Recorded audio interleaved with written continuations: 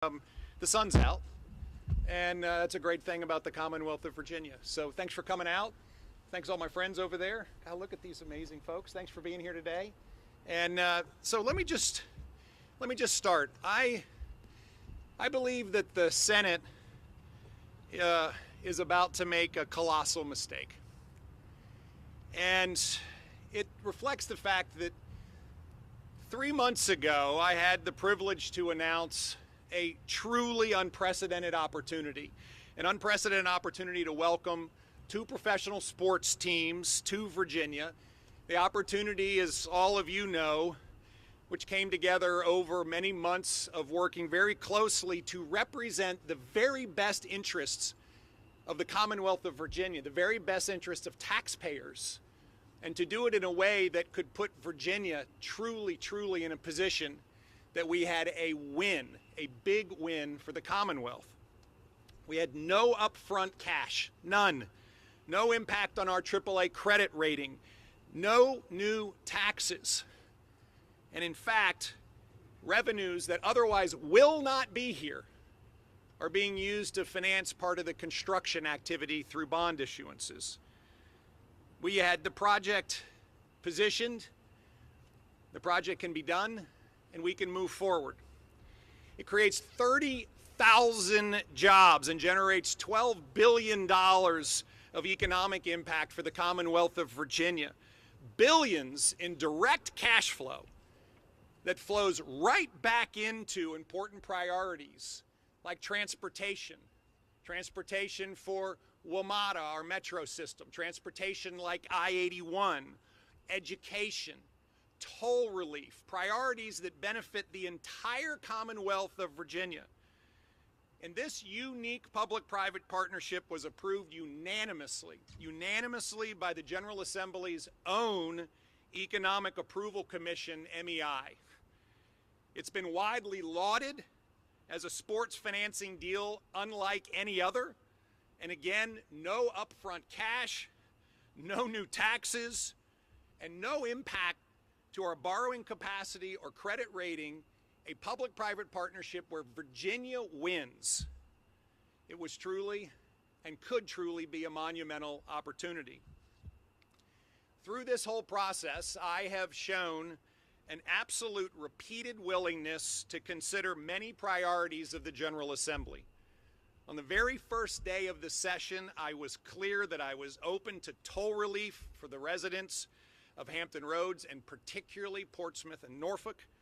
I have worked hard with Metro leadership on a business plan that would allow us to support Metro through their short-term cash crunch. Our team has worked tirelessly with Democrat legislators to amend bills throughout the session to find common ground. The Speaker and the House of Delegates took the time to learn about this project. They hired outside advisors to confirm its merits. They debated those merits in public and understood the historic opportunity that this would be for all Virginians. On the other hand, the Senate refused to give the single largest economic development deal in Virginia's history any serious, meaningful consideration, breaking their own long-standing tradition in the process and avoiding the broad bipartisan support in both houses. This bill would pass. And all along the way, casting aside 30,000 jobs and the $12 billion in new revenue that would flow not only to all the areas of the Commonwealth, but again, based on the fact that we were going to do something that is truly transformative. They also cast away the revenue from this project that would reach every corner of the Commonwealth.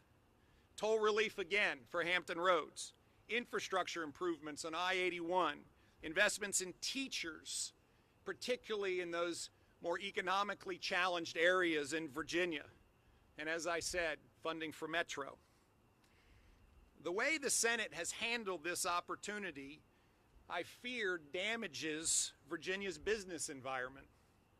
It's a clear signal that opportunities to welcome new investment and jobs, even ones of historic magnitude, will not be evaluated on their merit, but instead will be viewed through the lens of partisan parochial interests. In fact, right now, there is a pipeline of economic development projects that are awaiting action by MEI. And the Senate hasn't even appointed their members to MEI. As I said, I believe this is a massive mistake for the Commonwealth. You see, over the course of the last 2 years, we've collectively seen what a vision of growth and opportunity can yield. We've worked together. The General Assembly, House and Senate, Republicans and Democrats, we have worked together in a bipartisan way to deliver historic tax relief, investments in education and in public safety, to overhaul behavioral health, to in fact drive Virginia to new heights. And we've done it all on a bipartisan basis, all the while recognizing that it takes all of us to succeed. Sadly, I fear that we're about to see a budget that has tax increases in it and not tax decreases. At a time where $5 billion of tax relief over the last 2 years has been a meaningful catalyst to Virginia's success, we cannot go back on the tax relief that we have provided to so many Virginians.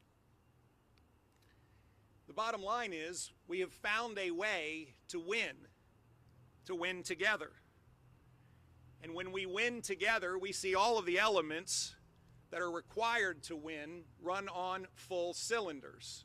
Bringing down the cost of living, investing in education, making our neighborhoods safer, overhauling behavioral health, making sure a government is efficient and a good steward of taxpayer money. We've gotten all that work done by working together. Listen, I'm an optimist. I am a true optimist, and I will never stop fighting for Virginia's success. I believe that our Senate and our General Assembly have a chance. They have a chance to stand up and do what's right.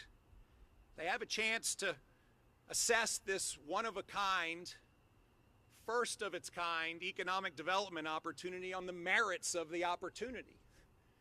And I will again repeat that the merits are truly, truly amazing.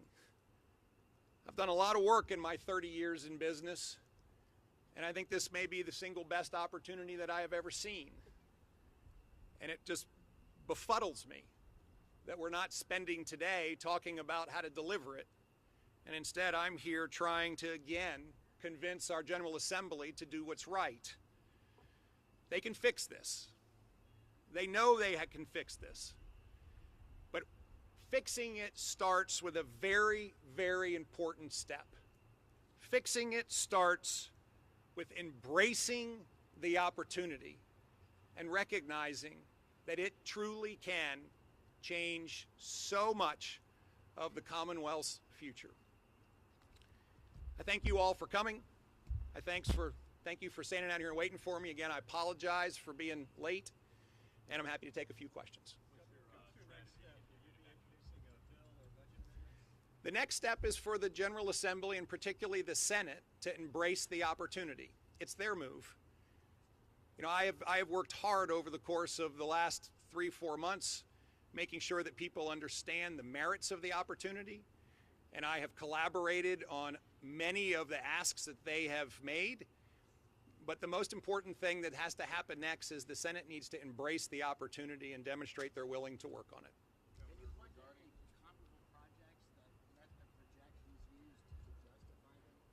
Yeah, I think there was a wonderful article today about one that in fact has exceeded expectations. This project's uniqueness is something that I'm not sure everybody has fully embraced. 2 teams moving at one time in one facility.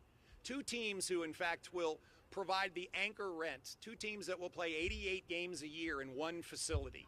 There's never been anything like it. and those two teams playing 88 games a year underpin the whole project. That is something that, again, allows for revenue from parking, revenue from naming rights. In fact, the ticket tax that already exists on the tickets that are charged for people to attend events. We have a fabulous event hall and concert facility that would go with it. And of course, there's a ring fence around this that collects the taxes generated by the activities. Pretty sure it's in Milwaukee, but it was an article today about it. So.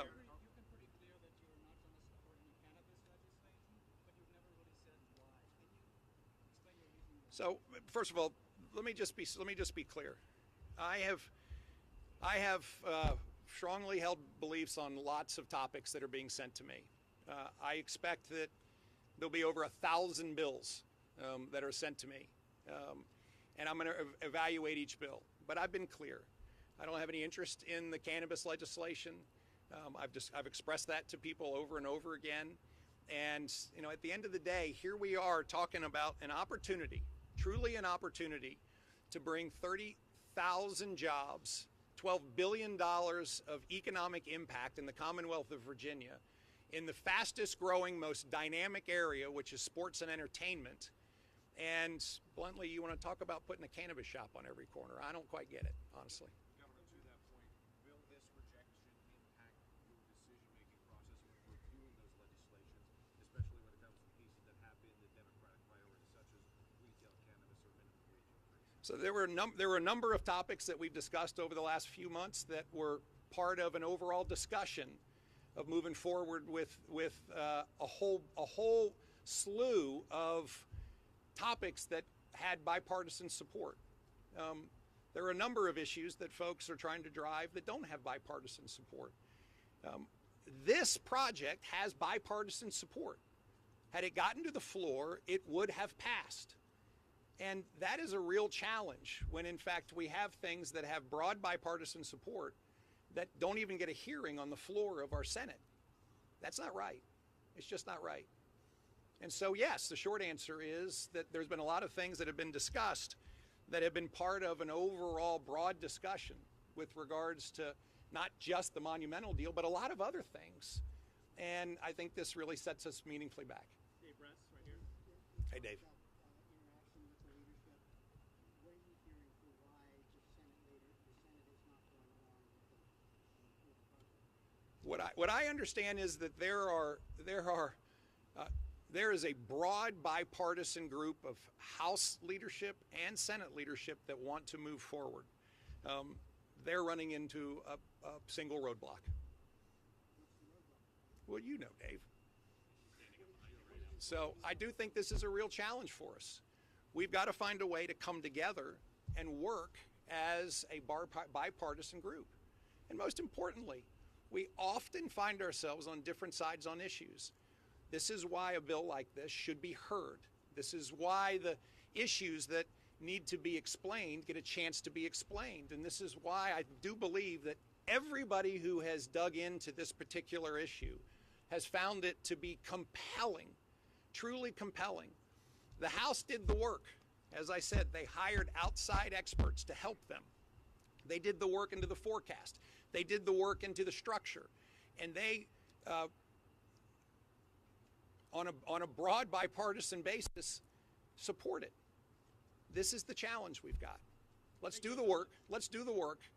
And then let's include this bill in the budget that is being, the conference report that's being presented today.